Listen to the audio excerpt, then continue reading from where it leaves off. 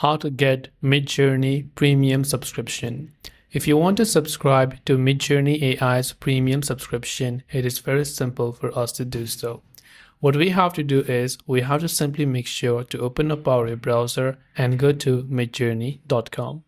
Once we log into our account, this is the type of interface we will be able to see.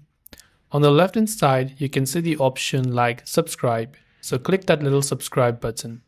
You can see basic plan $8 a month, standard plan $24 a month, pro plan we have $48 a month, and mega plan $96 a month if you choose to subscribe to yearly payment. But if you want monthly billing, then in that case it's going to be a bit more expensive in that case.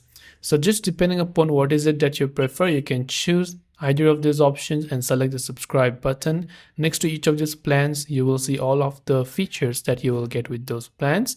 Then after that, you must make sure to confirm your payments method. So on the next page, make sure to type in your contact information.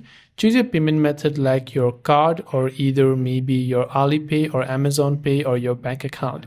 So just getting on whatever it is you prefer, you can go ahead and select any of these options and make sure to enter your card information, and then you have to go ahead and hit the subscribe button and you'll be successfully subscribed to your MidJourney account.